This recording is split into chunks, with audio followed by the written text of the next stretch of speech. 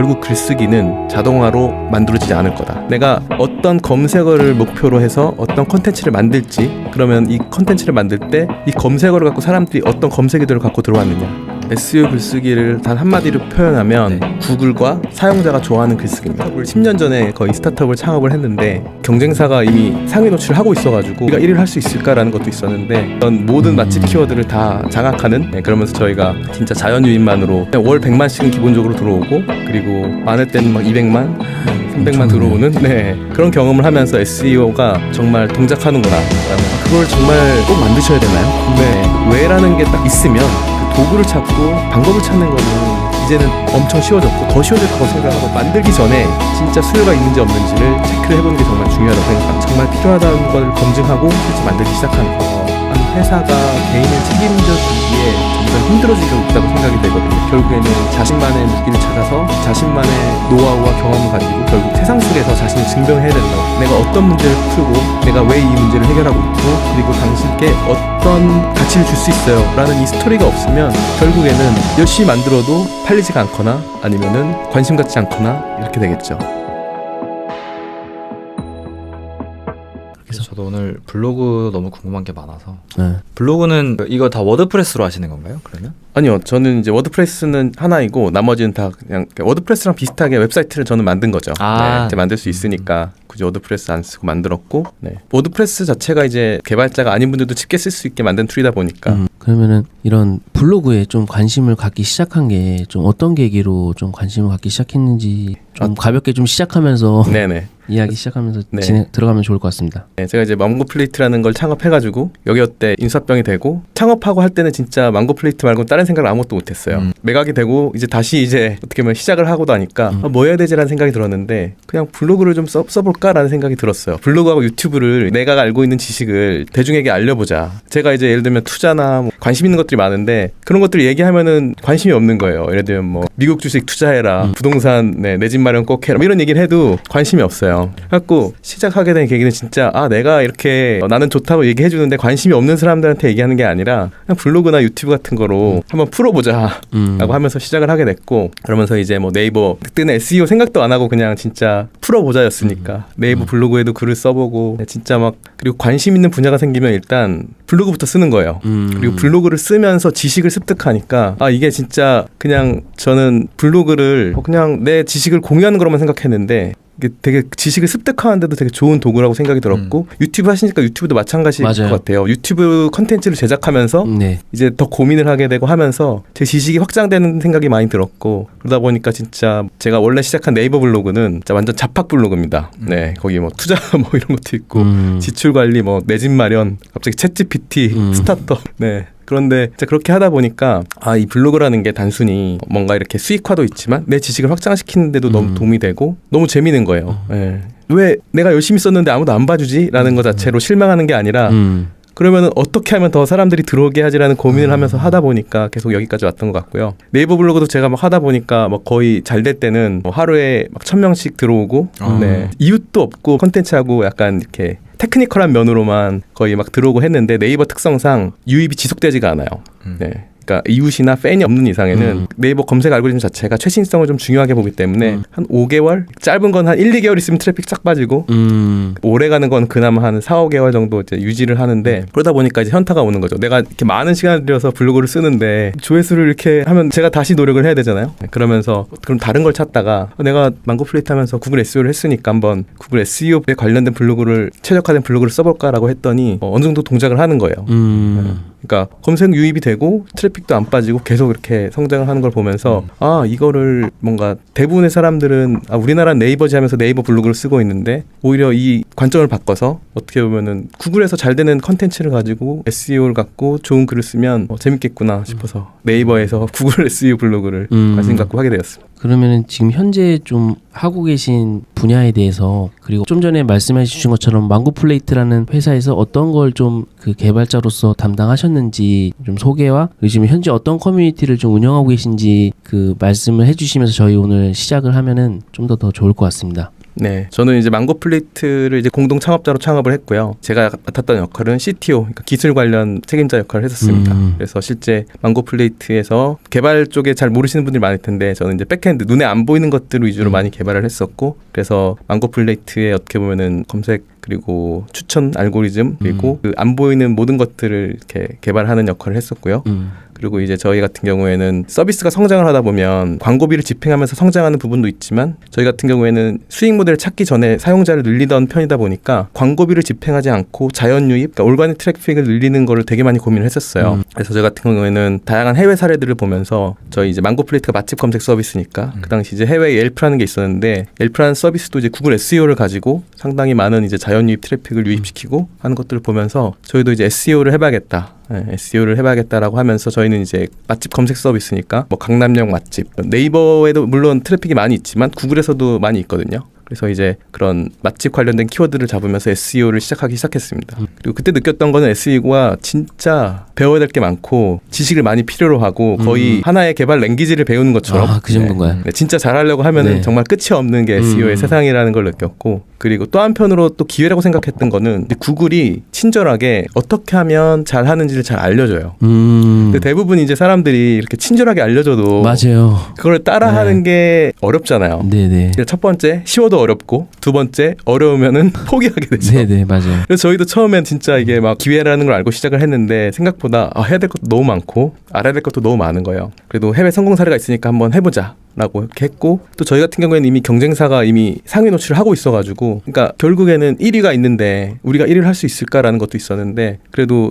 해외 성공 사례가 있으니까 이제 자연 유입을 위해서 한번 해보자 라고 이렇게 계속 했었고, 그렇게 하고 나니까 진짜로 처음에 이제 페이지 1페이지도 없던 게 1페이지에 등장하기 시작하고 이제 한 3, 4위 정도로 들어가기 시작하고, 나중에는 저희가 이제 모든 대부분의 지역 무슨 뭐 파스타 맛집 이런 모든 맛집 키워드를 다 장악하는, 네, 그러면서 저희가 진짜 자연 유입만으로 월 100만씩은 기본적으로 들어오고, 그리고 많을 때는 막 200만, 네, 300만 들어오는, 네, 그런 경험을 하면서 SEO가 정말 동작하는구나라는 것을 진짜 경험으로 깨달았습니다. 당시에 그러면 그 1등이었던 플랫폼이 뭐였나요? 그때? 맛집? 그때 이제 다이닝 코드가 그 SEO를 되게 잘했어요. 네, 다이닝 코드라는 데가 SEO를 잘했고, 그래서 다이닝 코드가 구글 SEO에서는 잘 하고 있었으니까 저희 같은 경우는 이제 후발주자로서 되게 어려울 거라고 생각을 했는데, SEO가 진짜 하는 만큼, 그러니까 경쟁사가 잘하고 있으면 경쟁사가 하는 것보다 더 잘하면 항상 기회가 있더라고요. 그리고 저희 같은 경우에 이제 어떻게 보면 실제 리뷰들이 많이 쌓이고 있다 보니까 그 경쟁성 있는 컨텐츠를 만들기에 유리했었고, 그리고 이렇게 하면서 느꼈던 건 뭐냐면 해보지 않으면 구글에서 얼마큼 트래픽이 들어오는지를 모르잖아요. 네네. 막상 해보고 나니까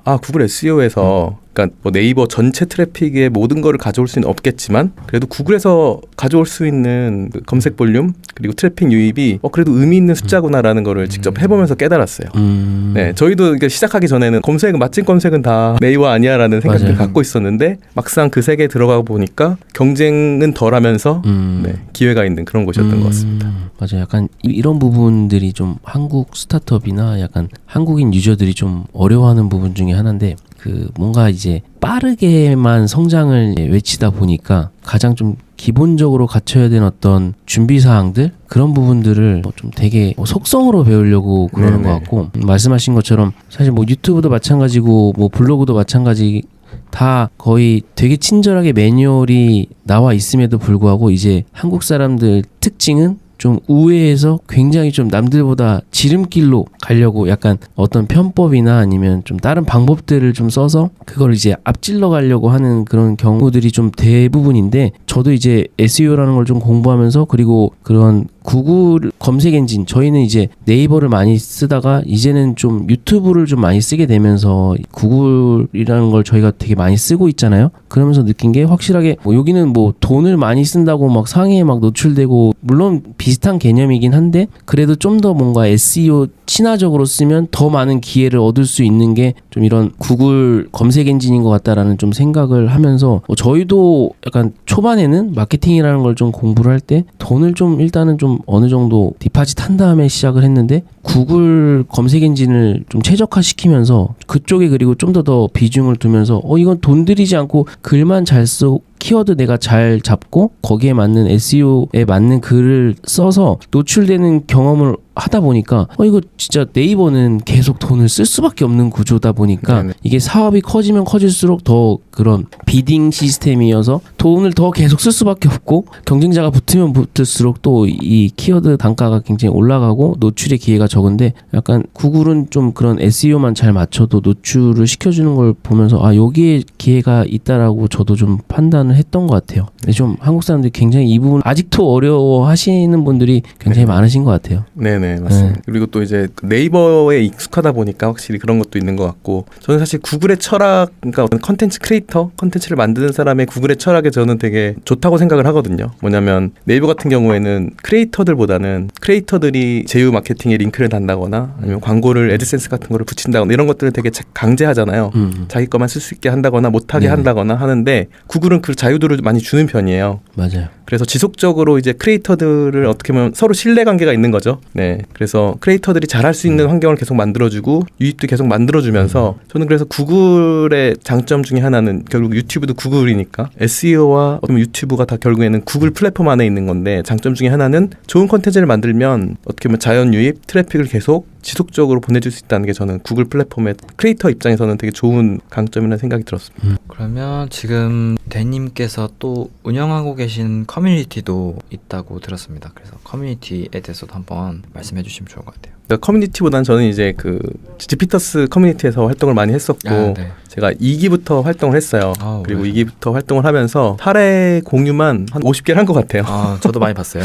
보셨나요? 너무 재미있었고 그리고 이 사례를 공유하다 보니까 저조차도 이렇게 저 스스로 계속 사례를 만들어내는 동기부여도 되고 그래서 지피터스에서 이제 처음에는 스터디 구성원으로 참여를 하고 사례를 공유를 하다가 그러면서 이제 지피티스에 있는 이제 개발 쪽 파트너를 하면서 또 이렇게 부 파트너로서 운영을 해보기도 하고 그리고 이제 사업방에서도 부 파트너로서 운영을 해보기도 하고 지금은 이제 최근에는 저는 이제 SEO 챗GPT로서 막 이것저것 다 해보다 보니까 정체성이 없었는데 최근에는 SEO 글쓰기 쪽에 많이 빠져 있어가지고 또 김인경 파트너님하고 같이 SEO 글쓰기 부트캠프 방을 같이 운영하고 있습니다. 제가 이 팟캐스트에 초대했던 이유도 저도 제 유튜브 채널 컨텐츠로 대니님 컨텐츠를 한 2번 정도 다룬 적이 있는데 감사합니다. 네 맞습니다. 굉장히 그 챗GPT로 활용한 그 블로그 글쓰기에 엄청 최적화된 방법들을 좀 많이 알고 계신 것 같더라고요. 그리고 그것들을 이제 컨텐츠로 잘 풀어내시는 걸 보면서 이거 우리 채널에 나오셔서 한번 소개해 주시면 너무 좋을 것 같다. 그리고 지금 저희 이 채널을 시청해 주시는 분들도 관심 있어 하시는 게 좀 그런 글쓰기거든요. 네네. 근데 그런 걸 봤을 때 인사이트가 되게 남다르시고 그거를 이제 어려워하시는 분들을 위해서 챗GPT를 어떻게 활용해서 이 어려움을 좀 극복할 수 있을까에 대해서 컨텐츠를 다룬 것들을 제가 좀 많이 유심히 보면서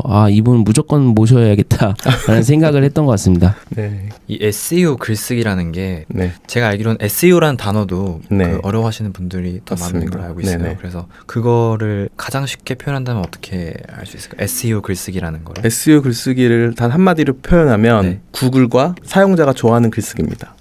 대부분의 글쓰기를 하는 분들이 자기가 하고 싶은 이야기를 많이 쓰잖아요. 네. 그렇죠. 그게 이제 그냥 무의식적으로 내 머릿속에 있는 거를 글을 쓰게 되면 자기가 하고 싶은 이야기고 아니면은 철학이 있으신 분 나는 뭐 구글 사용자 몰라도 돼 나는 내 이야기를 쓸 거야 하시는 분들도 있는데 SEO 글쓰기는 SEO의 약자가 서치 엔진 옵티마이제이션이거든요. 그래서 구글 검색 엔진에 최적화된 글쓰기를 하는 건데 단순히 나만의 이야기가 아니라 구글이 좋아하는 그리고 또 구글이 구글만 좋아한다고 노출시켜주지 않아요.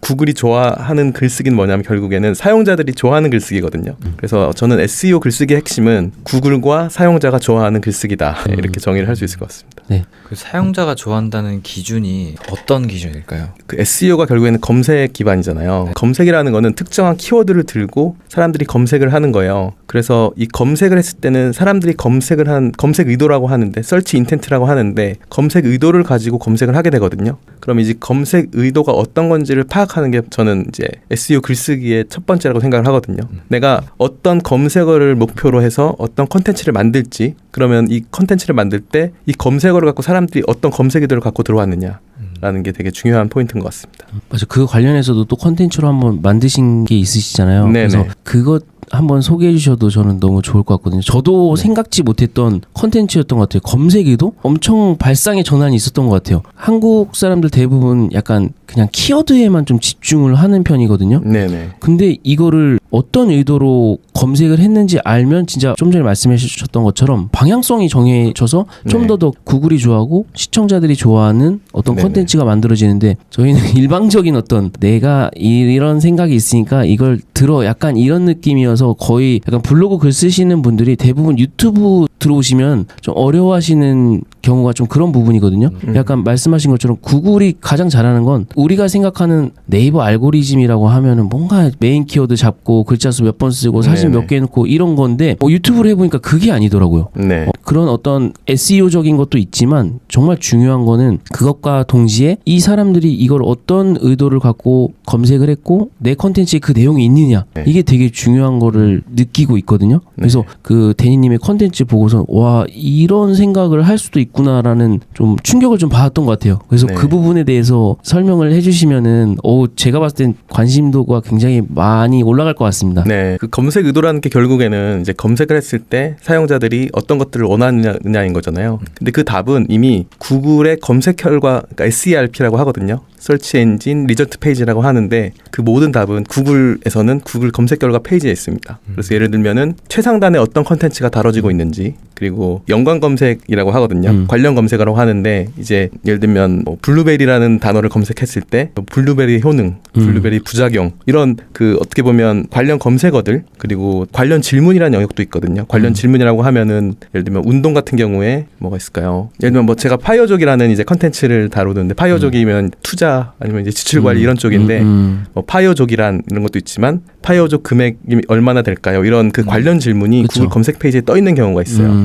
그럼 이제 이 특정 키워드를 검색했을 때 관련 질문이나 아니면은 그 관련 검색어에 대한 내용을 다루면 훨씬 더 검색 의도에 맞아지겠죠. 그리고 가장 중요한 거는 최상단에 있는 구글 검색 결과에서 상위 한 3등 정도 되는 컨텐츠는 구글에서 인정해준 컨텐츠거든요. 대부분 그 검색하다 보면은 이제 검색 결과의 문서수가 나오는데 웬만한 검색어의 문서수가 그냥 기본 10만, 100만 막 이렇거든요. 근데 그 중에 모든 경쟁을 뚫고 상위에 있다는 거는 되게 의미가 높은 컨텐츠라서 거기에서 이제 어떤 내용들을 다루고 있는지 보는 것도 이제 검색 의도를 파악하는 데 많이 도움이 될 것 같습니다.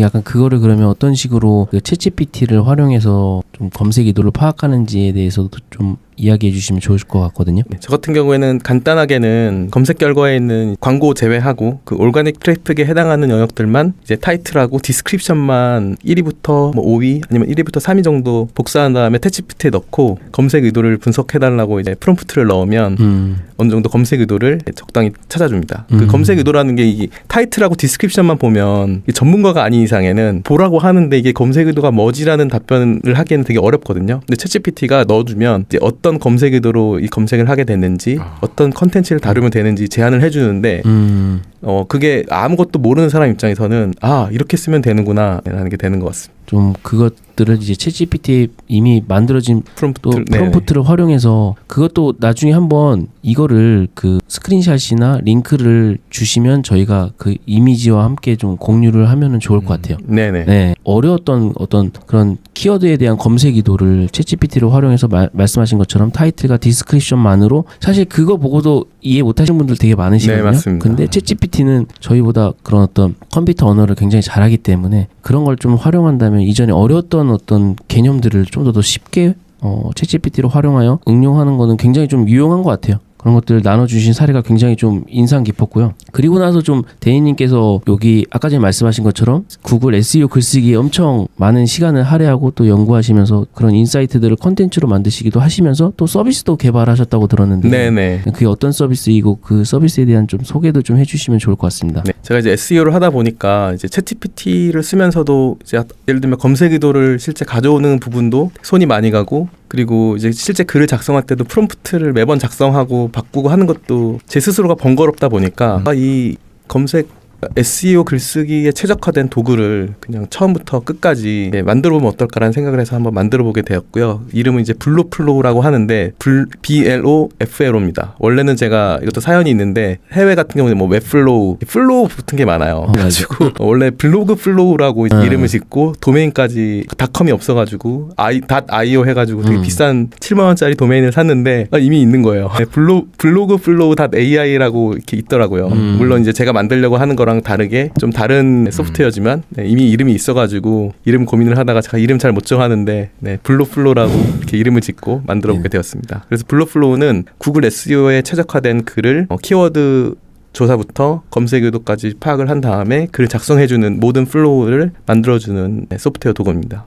그럼 사용자가 어떤 것만 입력하면 되죠? 지금 아직 좀 불편한데 처음에 이제 키워드 조사하면서 내가 원하는 키워드를 입력해야 되고요. 그리고 키워드 입력하면은 그걸 가지고 이제 검색 의도 파악하고 글쓰기까지 갈 수 있고 그리고 이제 글쓰기를 하려면 개요가 필요하잖아요. 그 아웃라인이 필요한데 아웃라인까지 만들어주고 글쓰기 초안까지 만들어주는 역할을 합니다. 와, 엄청나네요. 그리고 또 이제 고민하고 있는 건 앞 단계에서 이제 키워드를 뽑아내는 것도 또 일이거든요. 키워드를 뽑아내는 것도 일인데 저 같은 경우에는 지금 이제 뭐 부트캠프 SEO 글쓰기에서 하고 있는 것 중에 제가 SEO 플래너라고 GPTs 요즘에 많이 만들잖아요. 네네. 그런 것도 만들었는데 거기서 하고 있는 일은 뭐냐 하면 제가 갖고 있는 예를 들면 서비스 혹은 웹페이지에 항상 어바웃 페이지 있잖아요. 소개 페이지 있잖아요. 그 소개 페이지에 그 어떻게 보면 제품에서 하고 싶은 이야기 다 담겨 있는데 그걸 넣으면 거기에 맞는 이제 키워드들도 뽑아주는 어떻게 보면 아직 기능에는 없지만 SEO 플래너 GPTs를 통해서 그렇게 하고 있고 그걸 가지고 키워드까지 조금 더 뽑을 수 있게 도와주는 고민을 좀 해보고 있습니다. 그런 것들도 다 링크로 공유해 주실 수 있으신가요? 네, 물론입니다. 네. 감사합니다.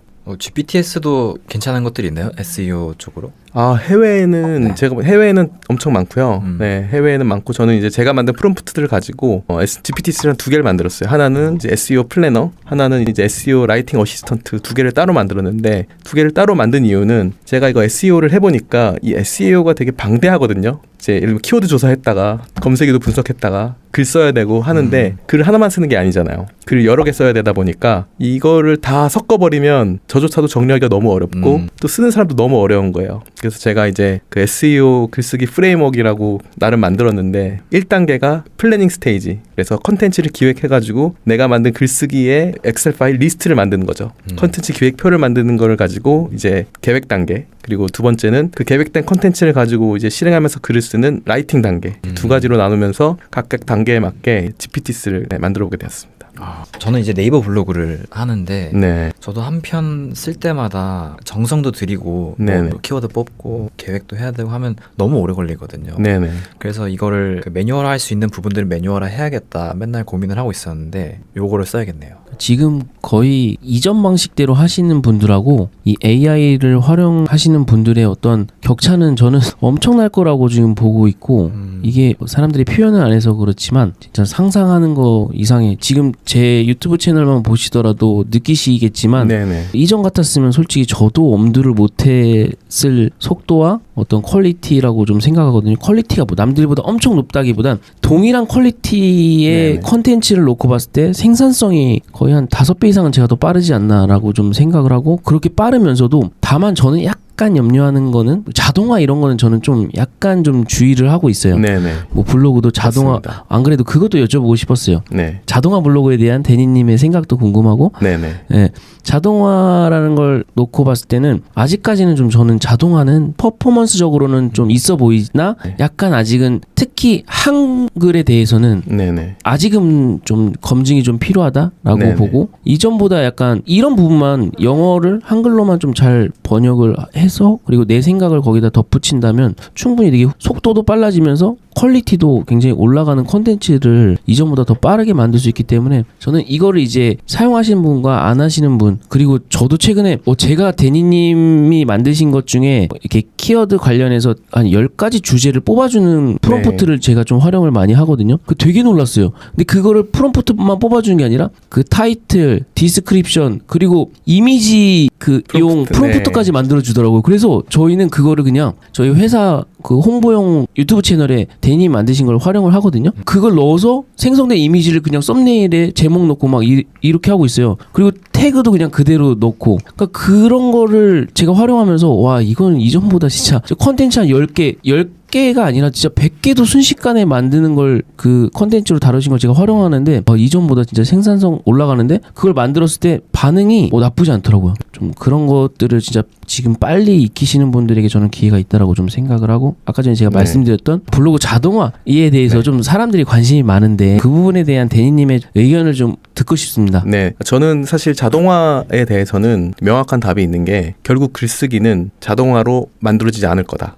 네, 자동화 블로그는 이거 딱 썸네일 각이에요. 네, 자동화 네. 블로그는 결국에 경쟁력 없는 컨텐츠가 저는 될 거라고 생각합니다. 단기간으로는 이게 반응이 있네라고 할 수 있겠지만 결국에는 아까 구글 입장에서 보면 자동화로 만들어진 글이 반응이 없으면 당연히 노출이 안 되겠고요. 그리고 이게 AI라고 해가지고 사람들이 기대하는 건 내가 하는 일을 다 해줬으면 좋겠어. 자동화 해줬으면 좋겠어. 나는 손도 대기 쉽지 맞아요. 않아라고 사람들이 생각하고 있는데 지금 이제 어떻게 보면 이 AI, 오픈 AI도 그렇고 MS 같은 경우에도 지금 AI 쪽에서 되게 어떻게 보면 임팩트 있는 행보를 하고 있는데 어떻게 보면 이제 AI를 만든 사람들이 하고 있는 가장 주요한 단어 중에 하나가 저는 어시스턴트라고 생각을 하거든요. 이번에도 데브데이에서 나왔을 때 그 어시스턴트 API에 대해서 얘기를 했는데 결국 저는 이 AI의 핵심은 이거를 AI를 다루는 저희 사람의 입장에서 핵심은 AI는 어시스턴트라고 생각을 하거든요. 그래서 AI를 어시스턴트로 접근을 해야지 AI를 완성품을 만들어주는 접근을 하면 일단 첫 번째로 AI의 결과에 대해서 실망을 하게 되겠죠. 완성품을 기대했는데 완성되지 않았네라고 실망을 하지만 어시스턴트로 접근을 하면 내가 예전에는 이 컨텐츠를 만드는데 하루를 해도 나올까 말까 했던 인사이트와 초안을 만들어준다라는 접근을 하면 획기적인 거거든요. 그쵸. 그래서 저는 그 부분에 있어서는 결국엔 자동화 블로그는 일시적으로는 될 수 있지만 동작하지 않을 거다. 결국 핵심은 AI가 만들어준 어떻게 보면 뼈대를 가지고 나만의 인사이트, 경험 그리고 노하우를 잘 엮고 정말 사람들이 필요로 하는 컨텐츠를 만들어야 결국 계속적인 사랑을 받고 그리고 구글이 좋아하는 컨텐츠, 사용자들이 좋아하는 컨텐츠가 될 것이다. 이렇게 생각을 합니다. 그리고 이제 AI를 어시스턴트로 잘 쓰셔서 그 생산성 여기 적어주신 게 5배에서 10배 네. 빨라지고 3개월 걸릴 작업이 2주로 줄어들고 네네. 이런 경험을 너무 잘하신 것 같고 그리고 전 대님이 너무 놀라운 게 이런 프로토타입을 네네. 되게 너무 잘 만드시는 것 같아요. 요즘엔 또 작고 빠르게 시작하는 게 되게 중요한 것 같은데 그런 거에 대한 꿀팁을 좀 주실 수 있으실까요? 어떻게 하면 할 수 있을지. 일단은 무게 있게 시작하면 안 돼. 가볍게 시작해야 된다. 네. 프로토타입을 쉽게 만들 수 있는 건 그러니까 프로토타입 보시면 아시겠지만 UI 보고 하면은 이게 뭐지? 약간 이런 생각 드실 거예요. 근데 저는 거기서 중요하게 봤던 건 뭐냐 하면 여기에 핵심을 중요하게 생각하는 사람들은 이 UI가 없어도 관심 가지고 쓸 거다. 블로그도 마찬가지입니다. 그 블로그 예를 들면 워드프레스나 이런 걸 하게 되면 처음부터 그 꾸미기에 집중을 하거든요. 웹사이트 이쁜 거에 집중을 하는데 그 내용이 담기면 사람들이 검색했을 때 클릭을 하고 지속 시간이 높아질 거다. 네. 그래서 저는 너무 이제 처음 시작할 때 각 잡고 예를 들면은 프로토타입 만든다고 해서 디자인 많이 고민하고 시장 조사도 조금 더 이렇게 해보고 이렇게 여러 가지 고민을 하는데 물론 그러니까 회사 입장에서는 되게 어렵거든요. 왜냐하면 회사 같은 경우에는 만들어야 되는 아웃풋에 대한 기대치도 훨씬 높고 여러 사람들이 같이 이해하다 보니까 서로 어떻게 보면 같이 협업하는 여러 가지 이제 어떻게 보면은 프로토타입을 잘 만들기 위한 어려운 부분들이 존재하는데 개인이 프로토타입을 만드는 거는 제약이 없잖아요. 그렇죠. 그냥 머릿속에 들어온 거를 가장 간단하게 사람들이 볼 수 있게 만들어서 뿌려본다. 네, 저는 그게 시작인 것 같고 그게 이제 저는 웹페이지 그리고 블로그 아직 유튜브는 못 해봤지만 다양하게 그렇게 시도를 하는데 그렇게 뿌려보면 정말 제가 한 블로그도 한 10개 정도 이렇게 막 운영하면서 이런저런 글도 써보고 그리고 프로토타입도 제가 이제 일주일에 한 번씩 그냥 딱 금요일 밤이 되면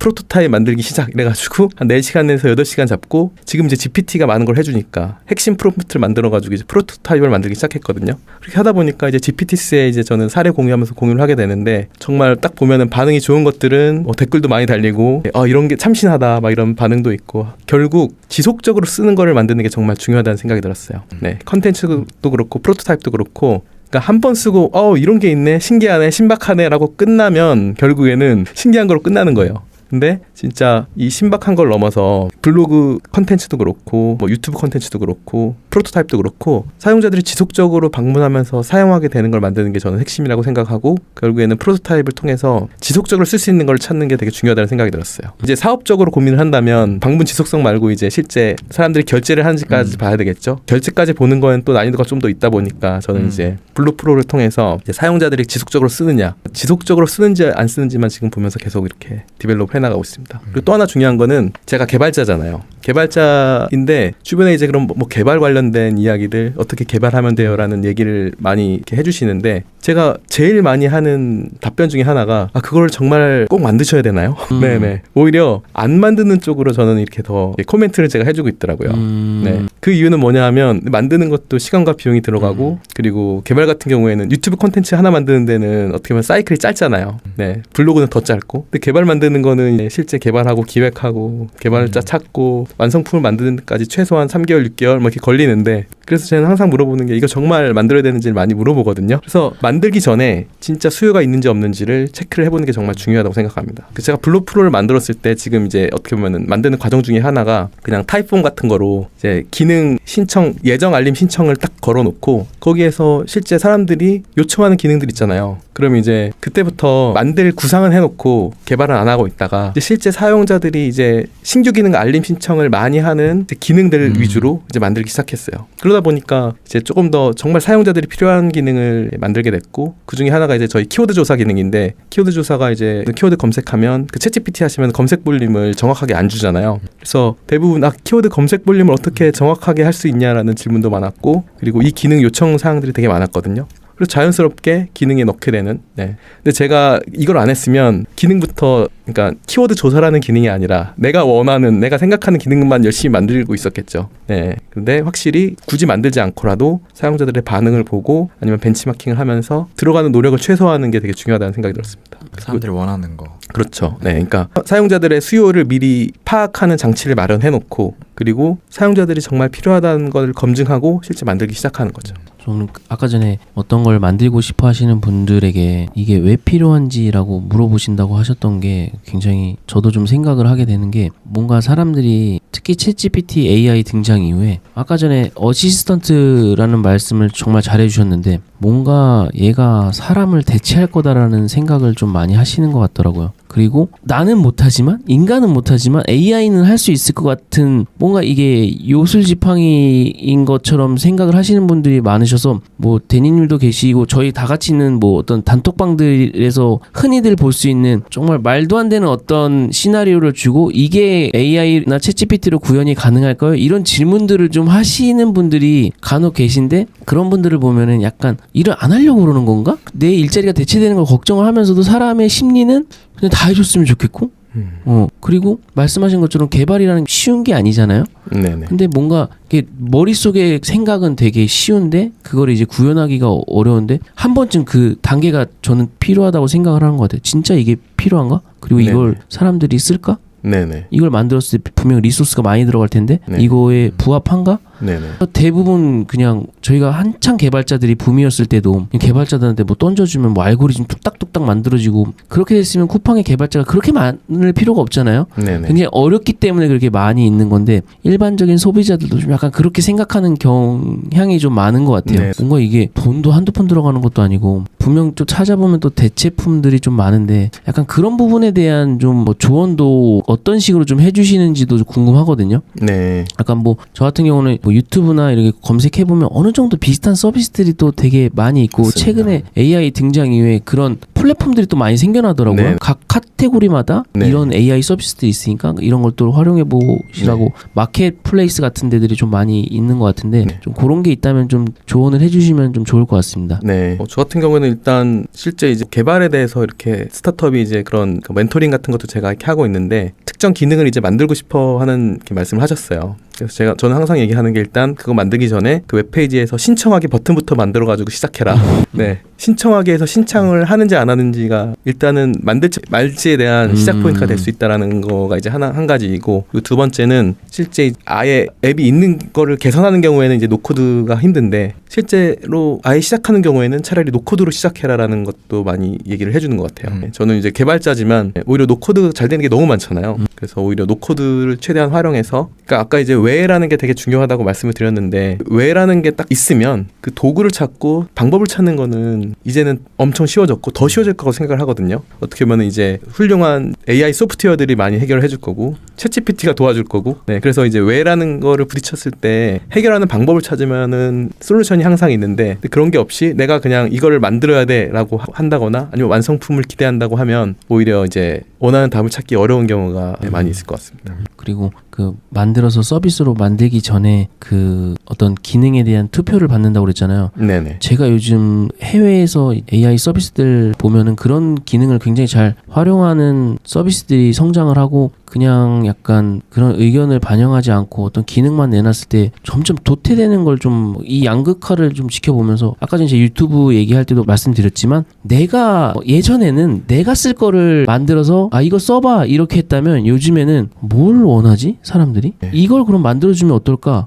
라고 해서 만들고 나서 이것도 필요할까? 그럼 뭐가 필요해? 이렇게 되는 서비스들이 굉장히 빠르게 성장하고, 되게 결국에는 이런 어떤 일방적인 게 아니라 이제는 약간 양방향? 소통이 더 중요한 시대가 되지 않았나라고 좀 생각이 들더라고요. 네네. 그래서 그렇게 하신다고 해서 되게 잘 가고 계시다라는 생각이 들더라고요. 근데 이제 확실히 이게, 그러니까 조직이, 제가 이제 스타트업을 10년 전에 거의 스타트업을 창업을 했는데, 제가 요즘에 느끼는 건 뭐냐 하면, 이미 이제 제가 스타트업을 시작했을 때는 스타트업과 대기업이 있었잖아요. 제가 요즘 느끼는 건 뭐냐 하면, 그 개인이 그 당시에 스타트업이 되는 느낌이고, 스타트업조차도 이제 대기업이 된 거죠. 큰 조직이 된 거죠. 그러니까 어떻게 챗GPT AI를 활용해서 개인이나 정말 소규모 조직은 정말 효율적으로 움직이면서 고객의 작은 문제를 해결할 수가 있는데, 조직이 크면 큰 문제를 다뤄야 되잖아요. 그러다 보면 이제 작은 문제를 깊이 있게 파게 되면 거기에 팬이 생기게 되고, 정말 내가 어떻게 보면 가려워하는 문제를 해결했기 때문에 지불 가능해지는데, 결국에는 약간 큰 규모의 조직에서 다루는 소프트웨어들은 지금 보시면 아까 말씀해 주신 것처럼 AI 관련된 소프트웨어들이 너무 많잖아요. 거의 10,000개 가까이 쏟아지고 있는데, 정말 단일 기능을 가지고 이 소프트웨어 하는 비즈니스는 정말 어려울 거란 생각이 들고, 근데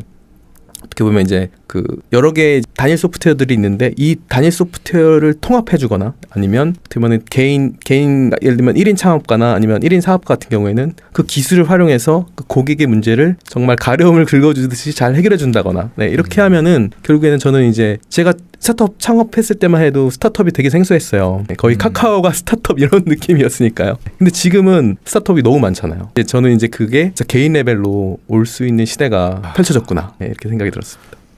저희 나오시는 게스트분들 대부분 다 동일한 생각을 갖고 계시더라고요. 슈퍼 개인, 네, 창조다. 네. 그래서 그것들을 활용하는 사람들에게 기회가 많이 주어질 거다라고 말씀을 하시더라고요. 그러면 이런 좀 슈퍼 개인들에게 좀 어떤 걸 좀 활용을 하면은 좀 더 기회가 있을 것 같다라고, 좀 그런, 특히 지금 대니님이 관심 있어 하시는 글쓰기, 지금 그리고 최근에 사람들이 워드프레스에 대한 굉장히 관심도가 높아졌잖아요. 네네. 이 부분에서 좀 어떤 기회를 좀 얻을 수 있을지 좀 조언해 주실 게 있으시면 말씀해 주시면 좋을 것 같습니다. 네, 일단 저는 워드프레스 같은 경우에, 워드프레스 블로그를 사용하는 경우에는 어떤 목표를 가지고 하는지가 정말 중요하다는 생각이 듭니다. 그러니까 워드프레스는 누구나 할 수 있는 거잖아요. 예를 들면 그걸 가지고 광고 수익, 애드센스만 가지고 수익화를 하고 싶은 분도 계실 거고, 아니면 이미 지식 컨텐츠 같은 내가 팔 수 있는 그 지식 컨텐츠를 가지고 계신 분도 계실 거고, 아니면 커머스를 하시면서 실제 제품을 가지고 판매를 하고 싶은 분도 계실 텐데, 그 어떤 걸 원하시느냐에 따라 저는 접근 방법이 상당히 다르다고 생각을 하거든요. 예를 들면 워드프레스로 수익화 블로그를 만든다고 하면, 그런 분들 같은 경우에는 실제 애드센스 달아도 광고 수익 이렇게 만들려고 하면, 저도 해보니까 한 하루에 1,000명 정도 들어오면 월 10만 명 애드센스 수익이 나더라고요. 그냥 자동 광고만 달았을 때. 그럼 또 역산을 해보면 하루에 10,000명 정도가 들어오면 100만 원 정도의 광고 수익이 발생을 하겠고, 하루에 10만 명 들어오면 이제 1,000만이 되겠죠. 네. 그래서 이게 애드센스만 가지고 수익화를 하려고 하면 진짜 하루에 10만 명 들어오는, 한 월 100만 명 정도 되는 사이트를 만들면 이제 애드센스로 정말 의미 있는 게 될 수가 있을 것 같고, 아니면 좀 니치하고 이제 광고 단가가 높은 키워드를 찾아 찾아가지고 할 수 있는 것도 방법일 것 같은데 생각보다 경쟁이 치열할 수 있겠다는 생각은 좀 듭니다. 왜냐하면 이미 잘하고 있는 이미 그 애드센스 수익화를 하고 계신 분들이 많잖아요. 이미 어떻게 보면은 선점하고 있는 키워드들도 많을 거고 하기 때문에 확실히 현실적으로는 물론 기회도 많지만 그 애드센스 수익만 가지고 하기에는 확실히 좋은 키워드 찾고 그리고 거기서 실제 수익화하는 1등까지 하기에는 어려움이 있을 수 있겠다라는 생각이 좀 들고요. 저는 기회라고 생각하는 건 오히려 그 제품 판매할 수 있는 프로덕트가 있거나 아니면은 지식 컨텐츠가 있는 경우에는 특히 지식 컨텐츠가 있으면 구글 SEO에 저는 많은 기회가 있다고 생각을 하거든요. 저 같은 경우에도 이제 개발자 블로그 하고 그리고 제가 이제 뭐 투자 이런 쪽에도 관심이 있어가지고 파이어족 투자 관련된 블로그를 둘 다 운영하고 있는데 양쪽 다 가입자가 월 검색으로만 한 10,000명 이상씩 들어와요. 근데 이게 제가 팔 게 없으니까 연결을 못 시키는데 예를 들면 이 들어온 사람들을 다 어떻게 보면은 제가 예를 들면은 온라인 강의가 있다. 라고 하면 다 연결시켜 줄 수 있는 거잖아요. 강의 하나 찍으시죠. 그래서 심각하게 고민하고 있습니다. 네. 트래픽이 너무 아까운데요. 네, 그러니까요. 네. 그리고 이게 구글은 아까 말씀드렸던 것처럼 한 번 오고 끝나는 게 아니라 매월 10,000명씩 들어오는 거예요. 네. 그러다 보니까 지식 컨텐츠를 가지고 있는 분들은 너무 연결하기 좋겠다라는 생각이 들고 상대적으로 이제 애드센스 수익화는 그 경쟁도 치열하고 이미 포화일 수 있는데 반대로 이쪽은 키워드만 잘 잡고 그리고 수요가 있으면 충분히 이제 기회가 많이 있을 거라는 생각이 들었고요. 그리고 커머스도 마찬가지입니다. 커머스 같은 경우에도 구글 SEO로 커머스 하는 블로그나 많이 생각 안 하시잖아요. 그쵸. 대부분 네이버에서 네이버가 트래픽이 많으니까 네이버에서 해야 돼라고 생각을 하고 계신데 의외로 이제 구글 쪽의 SEO에서는 이제 기회가 있는 키워드 같은 경우에는 충분히 기회가 있을 수 있겠다. 그래서 확실히 가장 중요한 거는 이 SEO 구글 SEO를 통해서 하고 싶은 목적 판매하고 싶은 게 명확하면은 기회가 많을 것 같고요.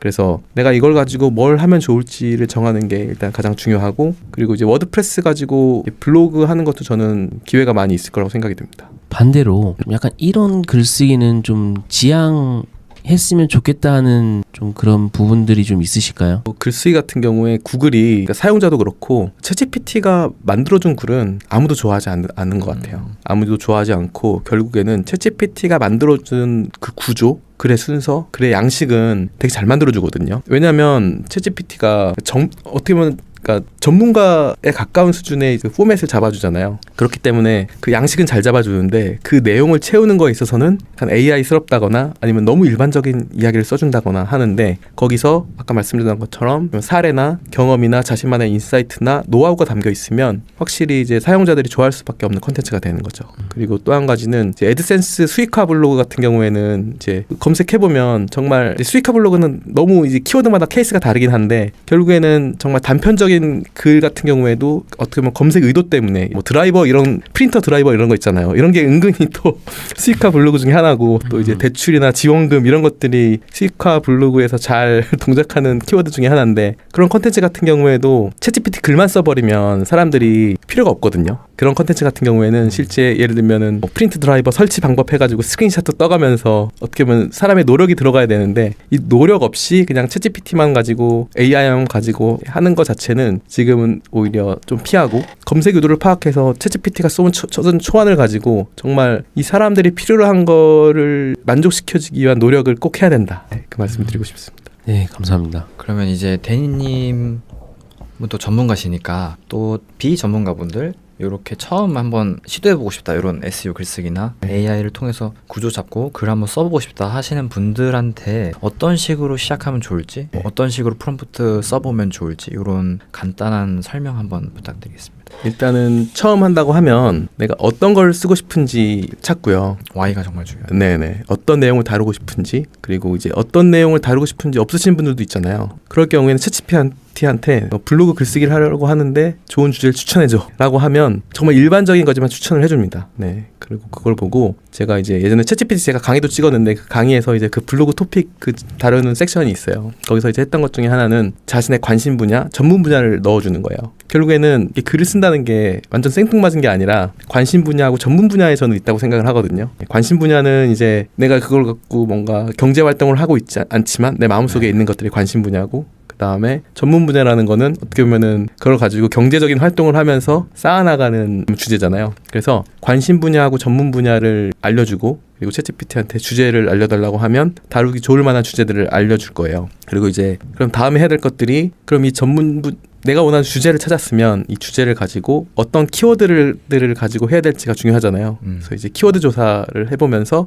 실제 이 키워드가 예를 들면 키워드 조사를 했는데 유입이 없으면 노력해도 힘들잖아요. 네. 그렇죠. 이게 제가 느낀 게 뭐냐면 이 블로그 쓰는 작업이 만족감도 되게 높지만 되게 어렵고 저는 고통스러운 작업이라고 생각하거든요. 글쓰기 자체가 고통스러운 작업이에요. 그래서 진짜 글쓰기 많이 하시는 분들이나 이제 하다 보면 이 글쓰기가 진짜 힘들고 고통스러운 작업이다라는 표현들을 많이 하시는데 유입이 없으면 그 힘듦이 더한 거죠. 어떻게 보면은 이렇게 내가 쓴 글을 가지고 사용자들이 방문을 하고 리액션을 해주면 그 고통을 이길 만큼의 힘이 생기는데 유입이 없으면 고통만 남잖아요. 맞아요. 그러다 보니까 실제 내가 이걸 썼을 때 얼만큼 사람들이 들어올 수 있겠구나 라는 걸 보고 그럼 이 정도 들어오면 써볼만 하겠는데? 라는 걸 느끼는 게 되게 중요한 것 같아요. 근데 처음에는 저는 이제 모르잖아요. 그런 것까지 가기가 힘드니까 처음에는 그냥 내가 원하는 글을 일단 최소 5개 정도는 무조건 발행을 해본다. 그렇게 말씀을 드리고 싶고 이 발행을 할 때도 챗GPT한테 초안을 써달라고 하고 아까 말씀드렸던 것처럼 저는 챗GPT가 초안을 써줬을 때 항상 이 글을 가지고 내가 이 글을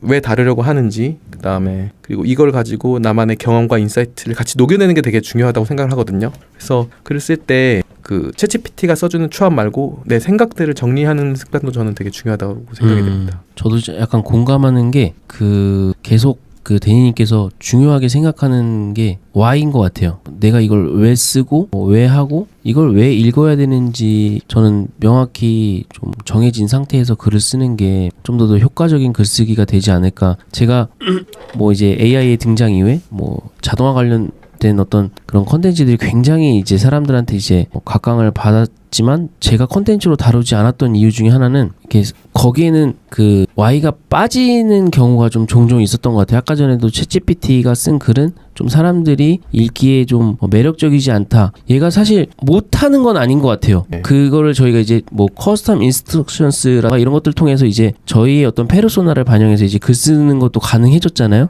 그런 것들을 하면 이제 좀 더 글이 재밌어지고 이제 계속 얘한테 이제 그런 걸로 학습을 시키는 거죠. 뭔가 이게 한국 사람들이 좋아하는 글이야. 이걸 참고해서 이 구조에 맞게 글을 써줘. 충분히 못할 건 아니라고 생각을 하고 향후에 이제 고도화가 되면은 충분히 자동화 블로그나 자동화 컨텐츠가 분명히 이제 이전보다 효율이 좋아질 거라고 생각은 하지만 아직까지는 저는 계속 이 챗GPT의 도움을 받지만 이걸 진짜 사람들이 검색을 할까? 내 컨텐츠를 볼까? 그리고 이걸 본 사람들한테 내가 줘야 되는 메시지가 뭘까? 이것들을 좀 생각을 하시면서 근데 이전에는 이것들이 내가 경험이 없고 내가 지식이 없으면 못했다면 챗GPT 등장 이후에 이런 거 내가 시청자들한테 이야기해주고 싶어. 근데 내가 여기에 전문성이 없어. 이걸 좀 더 조사해 줄래? 이렇게 했을 때 얘가 그 준 답변을 통해서 내가 갖고 있는 지식 너머의 어떤 지식을 내가 전달할 수 있다는 거는 엄청난 저는 여기서 기회가 있다라고 좀 생각을 하고 있고요. 그런 것들을 잘 활용하는 게 저는 좀 더 유익하지 않나. 단순히 얘가 주는 어떤 정보만 글로만으로 굉장히 빠르게 작성해서 그냥 무한대로 발행하는 것보단 한 컨텐츠를 발행했을 때 물론 이전보다는 확실하게 시간이 줄어든 건 맞고 컨텐츠의 다양성도 많이 가져갈 수 있지만 그 안에서 좀 더 진짜 인간만이 고민할 수 있는 것들을 글로 담아내면 네네. 저는 거기에 좀 아까 전에 말씀하셨던 것처럼 단순히 SEO적인 것만 맞춰야 되는 게 아니라 시청자들이 좋아하는 거, 구글이 좋아하는 거 이 둘 다를 맞춘다면 저는 초보자 이제 막 시작하시는 분들에게도 기회가 있지 않을까. 그리고 유튜브 쪽에서는 이미 그렇게 하시는 분들이 떡상하는 걸 보면서 이런 걸 좀 잡으셔야 되겠다라는 생각이 들었습니다. 네네, 맞습니다. 제가 좀 예를 들어서 설명을 드리면 예를 들면 제가 구글 SEO를 하니까 구글 SEO에 대한 어떻게 보면 컨텐츠를 다룬다고 했을 때 챗GPT가 구글 SEO에 필요한 내용들은 잘 써주잖아요. 근데 어떤 사람은 저같이 이제 구글 SEO를 많이 해본 경우에는 구글 SEO에 대한 전문성을 가지고 이 구글 SEO에 대한 어떻게 보면 내 경험 이런 부분들을 얘기해 줄 수 있지만 새로 컨텐츠를 시작하는 입장에서는 모르잖아요. 그렇죠.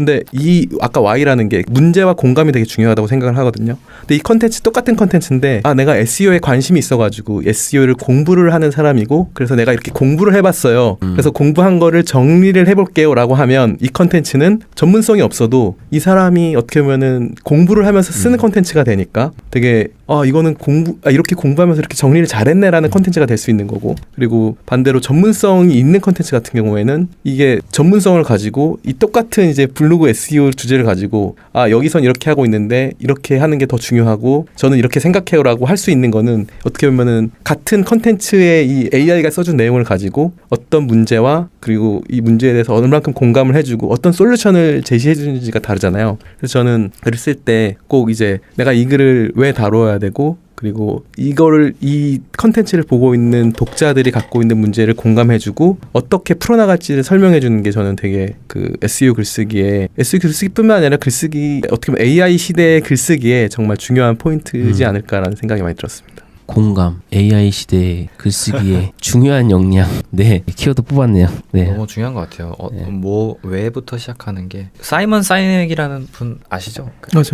잘 모르시나요? 그 책 Start with Why라는 그 책 저도 많이 읽고 영감을 많이 받아가지고 그분이 왜부터 시작해야 된다는 말씀을 항상 강조하셔서 저도 오늘 너무 공감이 가는 것 같습니다.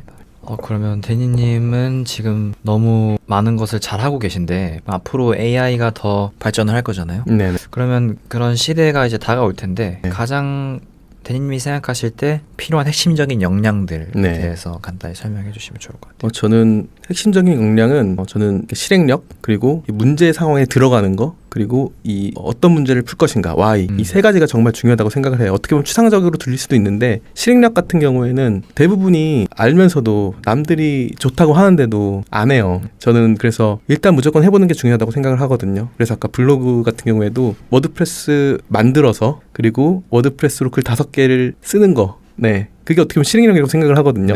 그래서 실행력이 정말 중요하다고 생각을 하고 이 실행력이 더 중요해진 이유는 예전에는 뭔가 내가 마음을 먹어도 하기가 되게 힘들었어요. 예를 들면 유튜브 컨텐츠 제가 해봤는데 거의 편집 시간에만 해도 몇 시간이 걸리고 진짜 컨텐츠 하나 만드는데 너무 힘들었거든요. 근데 이제는 마음만 먹으면 할 수 있는 환경이 됐기 때문에 저는 이제 그러니까 실행을 못하는 거는 진짜 변명이다. 마음만 먹으면 정말 쉽게 실행할 수 있는 환경이 됐고 앞으로도 더 쉬워질 거다. 그래서 실행력이 정말 중요하다는 생각이 들었고, 근데 이 실행력이라는 거를 우리가 어떻게 보면 학교 그리고 직장생활, 회사생활, 사회생활을 하면서 이 실행력에 대해서 어떻게 보면 배워보지 않았잖아요.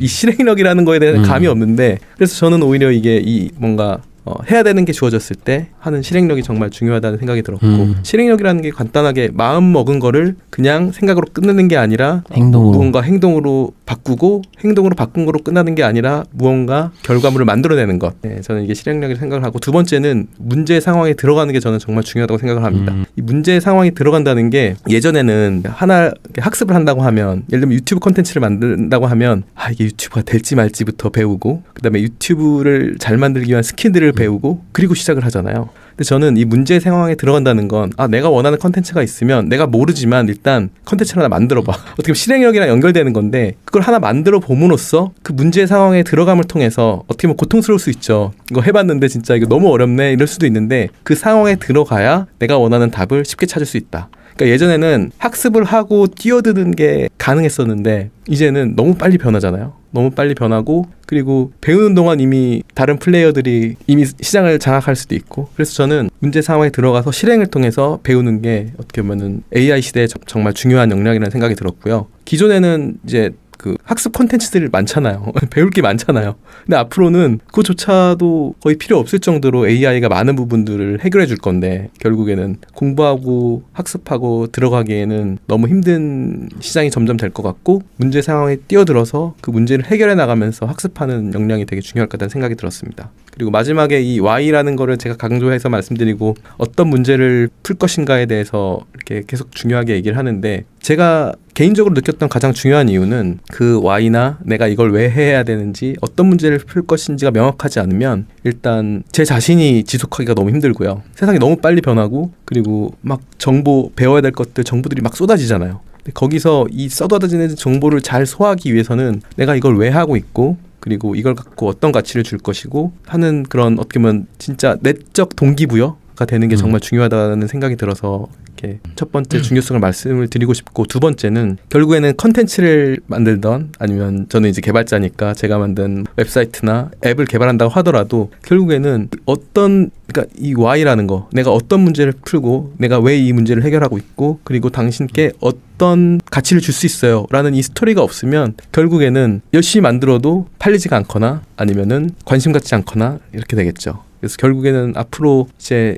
작은 문제들이 많이 풀릴 텐데, 작은 문제들이 풀린다는 것 전에는 문제에 대한 인식도 명확하고 그 다음에 사람들의 수요도 있는데 이 문제를 풀어주기 위한 비용이 발생을 하잖아요. 예를 들면 그게 정말 작은 문제를 풀기 위해서 웹사이트도 만들어야 되고 블로그 컨텐츠도 있어야 되고 앱도 만들어야 되는데 그 비용 자체가 예전에는 많이 들었는데 AI의 도움으로 이제는 작은 문제들도 개인이 풀 수 있는 상황이 됐기 때문에 그 작은 문제들을 풀기 위해서는 어떻게 보면 고객과 더 가까이 소통을 해야 되고, 그 고객과 가까이 소통을 하려면 결국에는 단순하게 제품만, 만들어진 제품을 들이밀어서 광고하듯이 사세요 이게 아니라 제가 왜 이 문제를 풀고 있고 그리고 이 문제를 풀면서 당신한테 어떤 가치를 주고 싶은지 이 전달이 되면 저는 어떻게 보면 작은 많은 문제들이 개인이 풀 수 있는 기회들이 너무 많을 거다라는 생각이 들었습니다. 그 실행력, 문제의 상황에 들어가기, 무슨 문제를 풀 것인가, 이 세 가지가 대니님이 바라보시는 AI 시대의 중요한 역량이라고 말씀하셨는데 저도 굉장히 공감하고, 무엇보다 일단은 저는 거기에 대한 그 챗GPT나 AI에 대한 선입견이 일단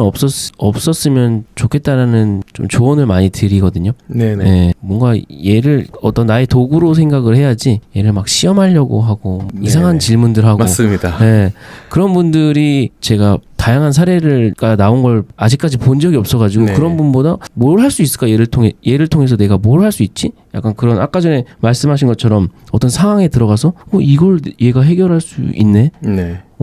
약간 그런 것들을 결국에는 제일 먼저 말씀하셨던 실행을 하는 사람이 그런 어떤 문제 상황에 들어갔기 때문에 그런 내가 질문들을 할 수 있고, 그러다 보니까 문제를 해결하고, 약간 거기서 저는 엄청나게 기회가 있다라고 좀 생각을 하고, 네. 말씀하신 분들을 좀 시청하시는 분들이 좀 잘 참고하신다면은 저는 다양한 부분에서 이게 AI 시대에 좀 도태되지 않고 쓰임 받을 수 있는 사람으로 좀 자리를 굳건히 자리 잡을 수 있지 않을까 좀 생각을 합니다. 네, 저도 진짜 많이 공감을 하는 게, 저도 주변에 챗GPT 저도 강의까지 했고 막 열심히 써보라고 하는데 대부분이 이렇게 써보면서 뭔가 이렇게 챗GPT를 시험하는 질문을 많이 해요. 그런데 이게 문제 상황에 들어가 있으면 이 챗GPT가 어느 정도 답을 주면 되게 고마운 챗GPT가 되는 거고, 뭔가 이렇게 시험하듯이 이거 잘해주나 못하나라고 챗GPT한테 요청을 하면 챗GPT가 별로인 챗GPT가 되는 거예요. 그래서 제가 아까 문제 상황이라고 중요하게 말씀드렸던 것 중에 하나가, 문제 상황에 들어가서 챗GPT한테 도움을 구하면 도움이 될 수밖에 없거든요. 왜냐하면 일단은 도움을 요청을 했잖아요. 그리고 답을 주잖아요. 근데 진짜 문제 상황에 있을 때 요청을 했는데 답을 줄 수 있다는 것 자체만으로도 그 결과의 퀄리티를 맞아요. 떠나서 네. 진짜 너무 고마운 거잖아요. 맞아요. 그래서 저는 이제 진짜 이 뭔가 문제 상황에 들어가서 뭔가 지원 요청을 하고 답을 받는 이 경험 자체가 어떻게 보면 원래 되게 필요한 건데, 어떻게 보면 일을 하면서도 사업을 하면서도 너무 필요한 건데, 오히려 챗GPT가 있음으로 해서 예전에는 도움받기가 힘들었잖아요. 뭔가 이렇게 문제가 있을 때 도움받으려고 하면 뭔가 팀 레벨에서 요청을 해야 되고 돈을 내야 된다거나 되게 힘들었는데, 이제는 문제 상황에 있으면은 정말 도움 줄 수 있는 어시스턴트가 옆에 있으니까 저는 이 문제 상황에 들어가서 질문을 던지고 내가 원하는 답을 받고 그 문제에 대한 답을 가지고 도움을 받는 게 저는 너무 중요한, AI 시대의 중요한 스킬이라고는 생각이 많이 들었습니다. 네. 그러면은 그 마지막으로 대인님의 앞으로의 목표가 네. 궁금합니다. 네, 앞으로 이제 목표. 네. 자, 앞으로의 목표는 제가 이제 개발자이기도 하고 창업가이기도 하고 지금 이제 챗GPT와 이제 AI에도 너무 관심이 많은데, 저는 어떻게 보면 제가 했던 경험들을 가지고 다른 사람들이 성공할 수 있는 기회들을 많이 주고 싶어요. 제가 구글 SEO 가지고 SEO 글쓰기를 하는 이유도, SEO가 너무 좋은 것도 있지만 이 구글 SEO를 가지고 많은 사람들이 자신만의 어떻게 보면 컨텐츠, 자신만의 경험과 역량을 가지고 이 AI 시대에 어떻게 보면은 개인으로 아니면 소규모 조직으로 아니면 뭐 스타트업이 될 수도 있고요. 네, 정말 이 AI를 위협으로 생각하는 것이 아니라 AI를 기회로 삼고 도약할 수 있는 계기를 만들어주는 일을 너무나도 하고 싶고요. 그래서 하고 있는 것 중에 하나가 저는 SEO 도구를 통해서 진짜 이 AI 시대에 기회를 잡는 도구를 만드는 어떻게 보면 일을 지금 개인 프로젝트지만 이렇게 하고 있는 거고, 궁극적으로 하고 싶은 거는 어떻게 보면 이제 제가 개발자이기도 하니까 개발자들이 이렇게 개발하기 전에 정말 이거를 사업화하고 내가 원하는 서비스를 가지고 정말 성공적인 어떻게 보면은 제품 그리고 수익화를 통해서 경제적 자유까지 만들어줄 수 있는 그런 역할을 하고 싶다는 목표를 하게 되었습니다. 그래서 이 블루프로를 가지고 어떻게 보면은 1인 창업가로 저는 요즘에 드는 생각은 예전에는 이제 스타트업을 한번 했었으니까 다시 한번 스타트업을 해야 되나 막 그런 고민도 많이 하고 뭘 해야 될까라는 고민을 많이 했는데, 최근에 드는 생각은 정말 1인 창업 한번 도전해보고 싶다라는 생각이 많이 들더라고요. 그러면서 1인 창업의 또 성공 경험을 통해서 정말 많은 사람들이 1인 창업을 통해서 어떻게 보면은 이 AI 시대에 자신만의 경쟁력을 가지고 살아남을 수 있게, 저는 요즘에 많이 느끼는 거는 한 회사가 개인을 책임져 주기에 점점 힘들어지고 있다고 생각이 되거든요. 그렇기 때문에 결국에는 그러니까 회사가 좋고 안 좋고를 떠나서 결국에는 자신만의 무기를 찾아서 자신만의 노하우와 경험을 가지고 결국 세상 속에서 자신을 증명해야 된다라는 게 되게 중요하다고 생각이 들어서 많은 분들이 그렇게 할 수 있게 제가 먼저 이렇게 증명을 하고 많은 분들 도와드릴 수 있는 일을 하고 싶습니다. 네. 오늘 너무 그 행보에 저희도 응원하겠고, 서비스 나오면은 알려주시면 저희 채널에서도 좀 다뤄보도록 하겠습니다. 네. 오늘 너무 귀한 말씀 감사드리고, 중요한 역량들 놓치지 않고, 그리고 그 SEO 글쓰기에 대해서도 그 개발하신 그 블로플로도 한번 좀 써보면서 저희가 좀 컨텐츠로 좀 다뤄보도록 하겠습니다. 네, 오늘 나와주셔서 너무 감사합니다. 감사합니다. 네, 감사합니다.